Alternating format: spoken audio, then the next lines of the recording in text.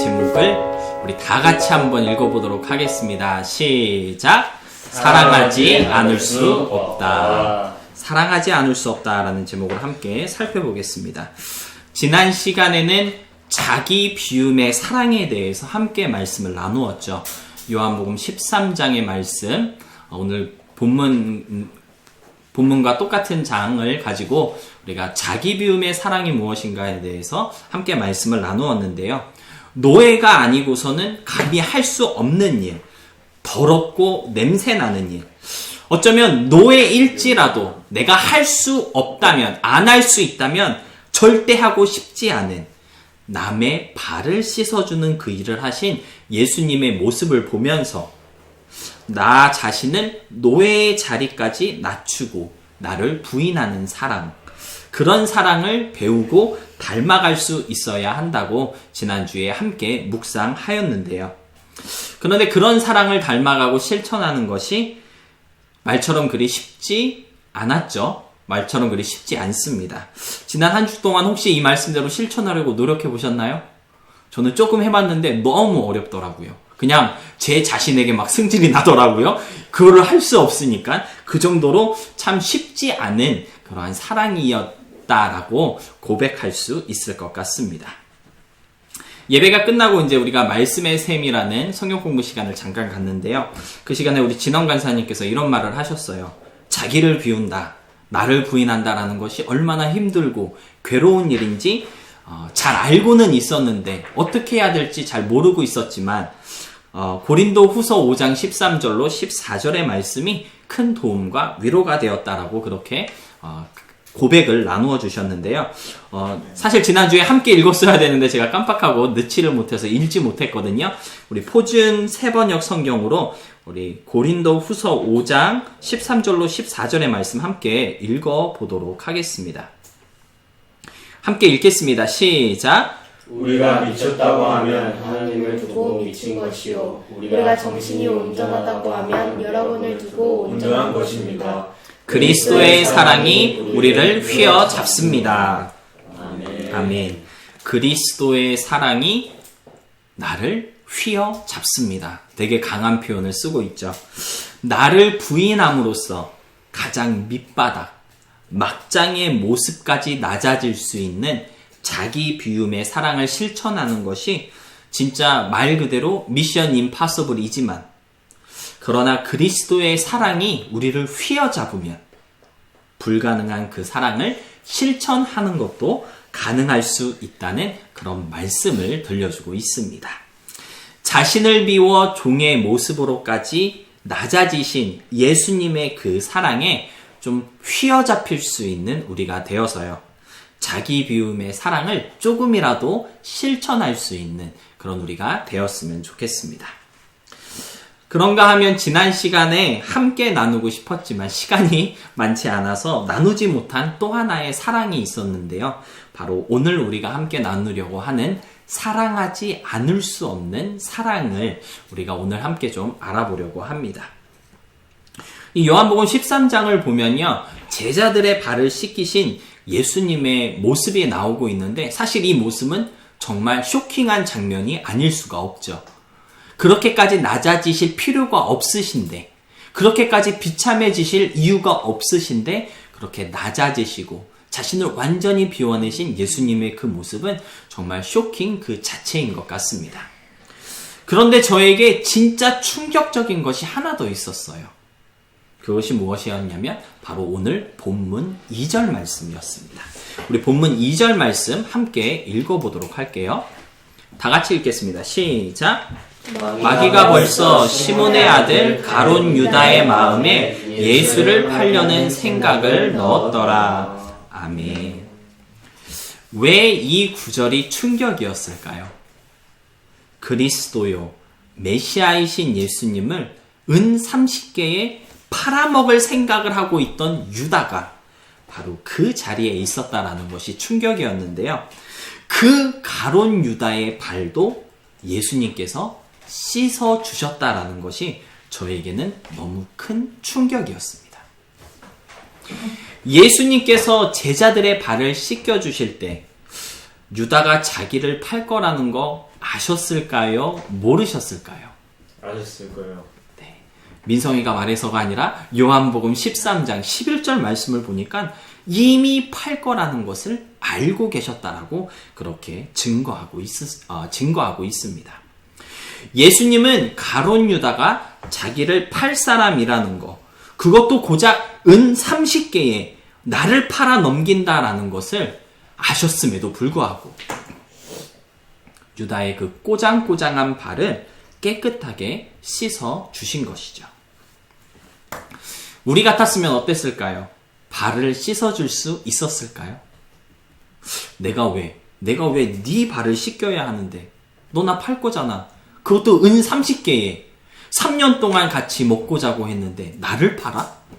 내가 네 앞에서 무릎을 꿇고 너의 발을 씻어줘야 되냐? 나는 절대 할 수 없어. 왜 그렇게 해야 하는데?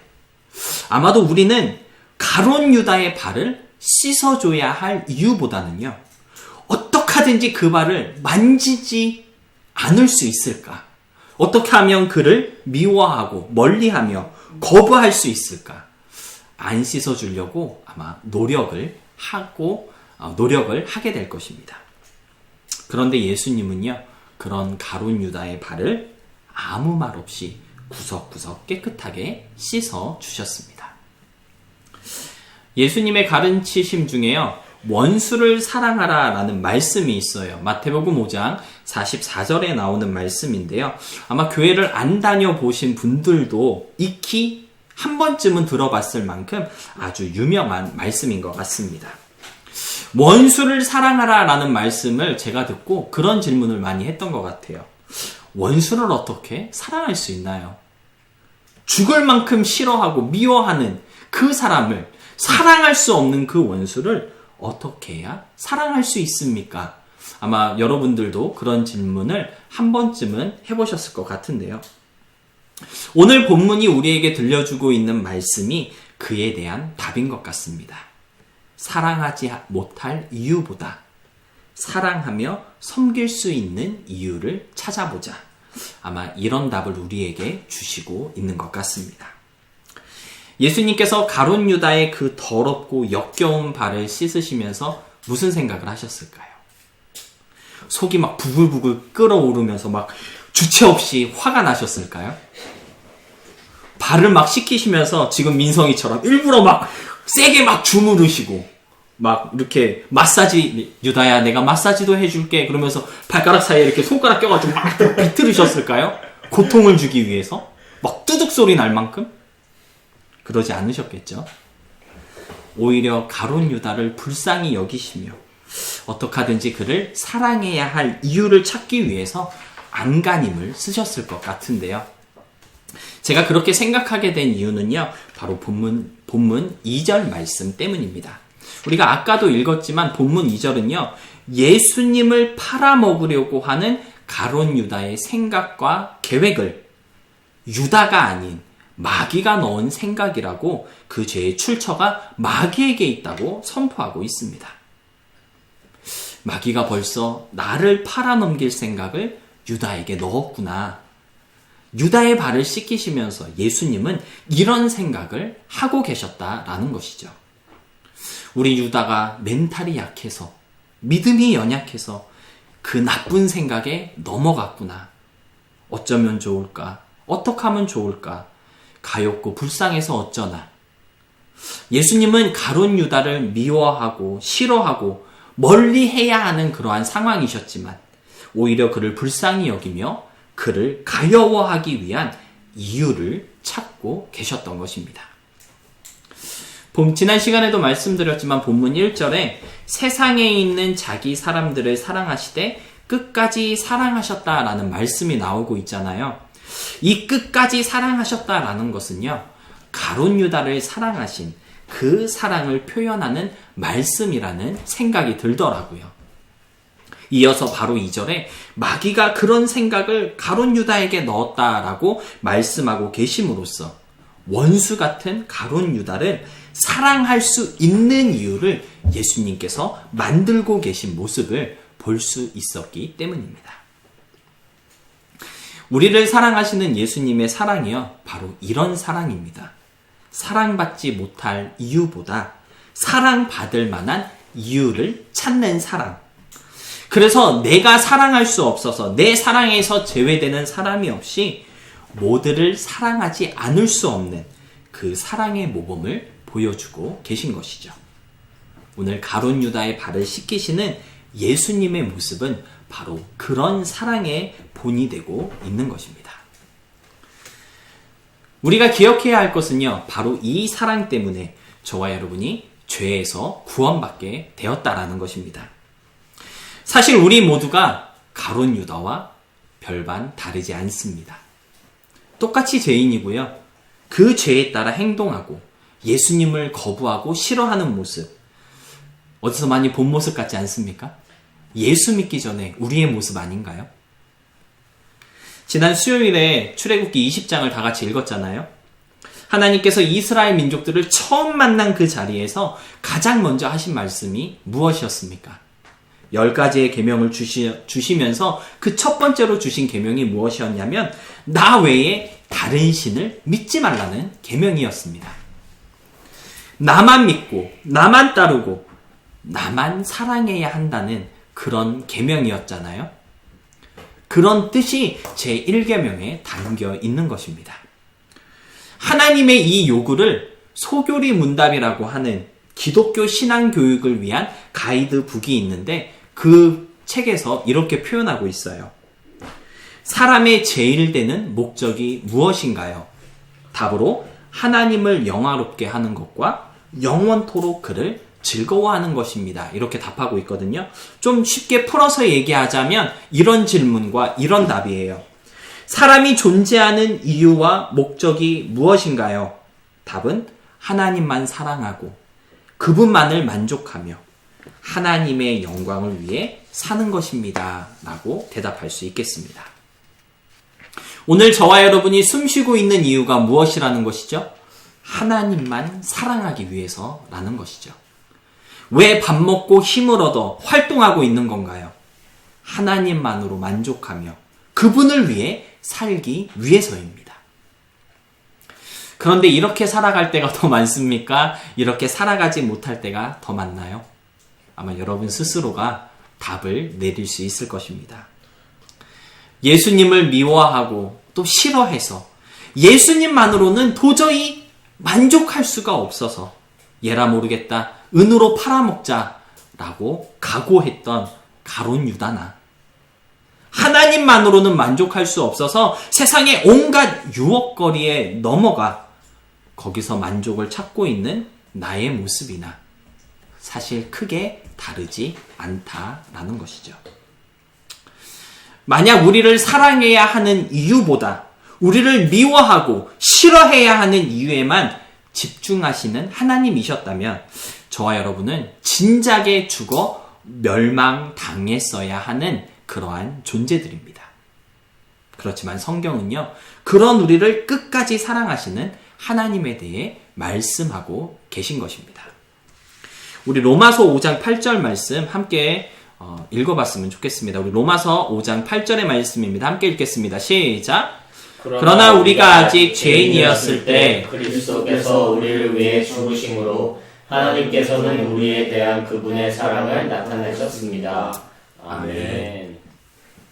우리가 아직 죄인이었을 때 우리를 싫어하고 미워하며 멀리하고 거부해야 할 이유에 집중하신 것이 아니고요.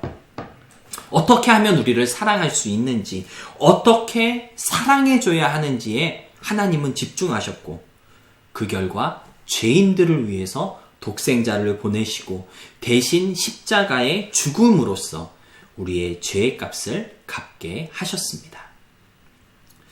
복음이 무엇인가요?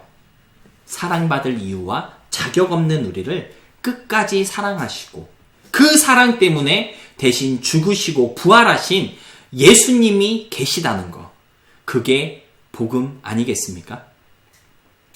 세상에 많은 종교들이 있지만 나를 위해 대신 죽는 하나님 또는 신이 있는 종교는요, 기독교밖에 없습니다.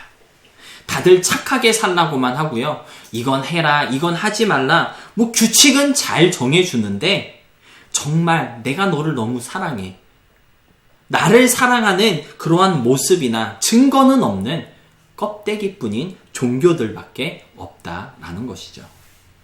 그렇지만 예수님은요, 사랑받을 자격 없는 우리를 끝까지 사랑하셔서 친히 종의 모습으로까지 낮아지셨고요, 우리를 위해 대신 죽으시고 부활하심으로 그 사랑을 넘치도록 부어주고 계신 것입니다.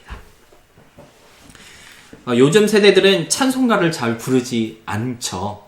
좀 어려운 것도 없잖아 있고요. 리듬도 우리랑 좀 맞지 않습니다. 뭐 그런 이유 중에 찬송가를 잘 안 부르고 있는 것 같기는 한데, 이 찬송가 중에 이런 찬송이 하나 있습니다. 찬송가 290장에 실린 찬송인데요. 제목이 우리는 주님을 늘 배반하나 라는 그러한 찬양이에요. 사실 제가 이 찬송은 처음부터 끝까지 다 부르지 못하는 그런 찬송인데요. 1절 가사만 한번 읽어드리겠습니다. 우리는 주님을 늘 배반하나 주 예수 여전히 날 부르사 그 참되신 사랑을 베푸시나니 내 형제여 주님을 곧 따르라. 주 널 위해 비네 주 널 위해 비네 주 널 위해 비네 항상 비시네. 주님을 배반했던 가룟 유다나 주님을 늘 배반하는 나나 다를 것이 없습니다. 그런데 주님은 여전히 우리를 부르고 계시고요. 그리고 여전히 그 참되신 사랑을 베풀고 계신 것이죠. 주 널 위해 비네 주 널 위해 비네 주 널 위해 비네 항상 비시네. 주님은 항상 우리를 위하십니다. 항상 우리를 위해 기도하세요. 우리를 사랑해야 하는 이유를 항상 찾고 계십니다. 포기하지 않고 끝까지 사랑하시는 사랑이시다라는 것이죠. 사랑하는 여러분, 가룟 유다의 발을 씻기시던 예수님의 사랑은요, 바로 이런 사랑이었습니다. 끝까지 포기하지 않고요, 사랑하지 못할 이유보다 사랑해야 하는 이유를 찾는 사랑. 저와 여러분에게 본으로 보이고 계신 그 사랑이 바로 이런 사랑이시라고 오늘 본문은 우리에게 알려주고 있습니다. 혹시 여러분 주위에 내가 사랑할 수 없는 그런 사람이 있진 않으신가요? 내가 죽었다 깨어나도 너만은 절대 용서할 수 없어. 절대 사랑할 수 없어. 우리 현서가 고개를 끄덕였는데 그 정도로 사랑할 수 없는 이유가 충만한 사람, 원수 같은 사람 혹시 있으신가요? 10대라고 그런 사람 있을 수 없을 것 같다라고 생각하면 오산이겠죠? 어린 나이일수록 더 많을 수도 있습니다. 그런 사람이 아마 한 명쯤은 있을 것 같아요. 주님이 유다에게 베푸신 그 사랑, 저와 여러분에게 부어주신 그 사랑을 좀 기억할 수 있으시기를 부탁드립니다. 사랑할 수 없는 이유보다 사랑할 수 있는 이유 또는 사랑해야 하는 이유를 찾아볼 수 있기를 권면합니다. 아마 여러분들 속으로 그런 생각 하실 것 같아요. 그게 말은 쉽죠. 어디 그게 가능한 일인가요? 저도 그런 생각 했습니다. 설교 준비하면서 이 사랑을 어떻게 설교를 하라는 거야 도대체. 그리고 맞습니다. 사실 말은 쉬워요. 원수를 사랑하고 사랑할 수 없는 사람에게서 사랑해야 하는 이유를 찾아야 한다. 말로는 얼마든지 가능합니다. 그런데 실천하는 것은 거진 불가능한 것이 사실입니다. 설교를 준비하면서 사실 이 부분이 가장 힘들었어요. 예수님께서 이런 사랑의 본을 보여주셨으니까 우리도 이 사랑을 본받고 실천해야 합니다라고 전해야 하는데 실질적인 삶의 모습으로 실천하기에는 이 말씀이 너무 어렵다는 그런 생각이 들더라고요. 어떻게 이 사랑을 실천할 수 있는지, 말로만 하는 사랑이 아니라 우리가 실제적으로 공감하며 실천할 수 있는 사랑이 되기 위해서 어떻게 해야 하는지 솔직히 조금 막막했습니다. 저조차도 이 사랑을 실천해보지 못했고요. 이 사랑이 사실 우리에게 와닿지 않는 비현실적인 사랑이기 때문에 우리가 그런 생각을 갖게 되는 것 같습니다. 그런데 반대로 생각해 보니까요. 원수를 사랑해야 하고 사랑할 수 없는 사람에게서 사랑의 이유를 찾아가면서까지 사랑해야 한다면 이 세상에 우리가 사랑하지 못할 사람이 없겠구나라는 깨달음을 주시더라고요. 무슨 말이냐면요. 내 욕하는 사람, 나를 막대하는 사람, 나를 무시하는 사람, 그런 사람들도 우리가 사랑할 수 있고요. 사랑해야 하는 이유를 찾을 수 있다라는 것입니다. 별것도 아닌 일 가지고 맨날 삐지는 친구 있어요, 없어요? 여러분들 주위에 한 명쯤은 있습니다. 지가 먼저 삐져놓고 내가 먼저 다가가서 사과하기를 바라는 그러한 사람 있어요, 없어요? 제가 옛날에 그랬습니다. A형은 어쩔 수 없어요. A형 욕하는 거 아니에요. 이 방에도 벌써 A형이 꽤 있는데 A형은 아닙니다. 네, 그런 사람 있을 수 있어요. 그런 사람 솔직히 조금 짜증나잖아요. 맞죠? 툭하면 인상 쓰고 툭하면 짜증내는, 그냥 보기만 해도 스트레스 쌓이는 그러한 사람에게도 우리는 사랑의 이유를 찾아야 한다라는 것이죠. 사랑할 수 있는 이유가 있다라는 것입니다. 아주 작은 것 하나 가지고 귀에서 피날 정도로 잔소리를 늘어놓으시는 부모님. 현수가 날 보고 웃었는데 이따 봅시다. 네, 귀에서 피가 날 정도로 잔소리를 하시는 부모님이나 목사님도 사소한 것 하나 트집 잡아가지고 나를 잡아먹었듯 덤벼드는 친구나 형제들도 우리 모두가 사랑해야 하고 그리고 사랑할 수 있는 사람들이라는 것입니다. 내가 사랑하지 못할 사람이 없다라는 방향으로 우리의 생각이 바뀌어야 할 것 같아요. 내가 사랑해야 할 사람이다. 우리가 서로를 대할 때, 서로를 마주 볼 때 이 사람은 내가 사랑해야 할 사람이야. 그러한 생각만 가지게 돼도요, 우리의 말과 행동이 많이 변하게 된다라는 것이죠. 사실 제가 목사 안수를 받고 나서 가장 많이 바꾸려고 노력했던 부분이 바로 이 부분이었어요. 그런데 생각을 바꾸니까요, 행동이 바뀌게 되더라고요. 완벽하지는 않아도 모두를 사랑하고자 하는 그 마음이 조금씩 넓혀지고 있는 것을 체험할 수 있었습니다. 이러한 생각의 변화, 그리고 의지의 결단이 여러분들에게도 있었으면 좋겠습니다. 그래서 사랑할 수 없는 사람이 없고요. 사랑할 수 없는 순간이 없는, 오늘 말씀의 제목처럼 사랑하지 않을 수 없는 우리 모두의 삶이 될 수 있기를 진심으로 소원하며 축복합니다. 우리 끝으로 로마서 12장 14절로 18절의 말씀을 함께 읽고 설교를 마치도록 하겠습니다. 로마서 12장 14절로 18절 말씀입니다. 함께 읽을게요. 시작. 여러분을 핍박하는 사람들을 축복하십시오. 축복하고 저주하지 마십시오. 기뻐하는 사람들과 함께 기뻐하고 우는 사람들과 함께 우십시오. 서로 마음을 같이 하고 교만한 마음을 품지 말며 오히려 비천한 사람들과 사귀고 스스로 지혜 있는 채 마십시오. 아무도 악을 악으로 갚지 말고 모든 사람 앞에서 선한 일을 힘써 행하십시오. 여러분이 할 수만 있으면 모든 사람들과 평화롭게 지내십시오. 예수님의 사랑이 어떤 사랑인지 그 사랑의 의미를 깊이 깨달은 사도 바울은요, 로마에 보내는 편지를 마무리하면서 이렇게 살 수 있어야 한다고 권면하고 있습니다. 사랑하는 여러분, 이와 같은 삶의 모습, 실천이 있을 수 있기를 부탁드립니다. 되도록이면 축복의 말, 좋은 말, 이쁜 말 많이 할 수 있었으면 좋겠고요. 기뻐하는 사람과는 기뻐하고 우는 사람과는 울 수 있는, 좀 마음을 공감할 수 있는 마음이 통하는 사람 되시기 바랍니다. 악을 악으로 갚지 마시고 모든 사람 앞에서 선한 일에 힘쓸 수 있음으로써 가능하다면 모든 사람과 평화롭게 지낼 수 있어야 합니다. 이렇게 해야 하는 이유는요, 딱 한 가지예요. 이렇게 함으로써 우리에게 부어주신 예수님의 그 사랑을 그들에게 보여주고 또 증거함으로써 그들도 되도록이면 더 많은 사람들에게 예수님의 사랑이 전달되고 그 사랑이 믿어지는 역사가 이루어지기 위해서 우리가 이렇게 살아야 한다라는 것입니다. 하나님의 사랑을 본받자라는 것은요, 그 사랑을 본받아서 나를 뽐내기 위해서가 아니에요. 하나님의 사랑이 이렇게 좋습니다. 하나님이 이러한 사랑으로 여러분을 사랑하셨어요. 그 하나님 우리 같이 믿읍시다. 이러한 메시지를 전하기 위해서 우리가 하나님의 사랑을 본받아야 하고 그 사랑을 실천해야 한다라는 것입니다.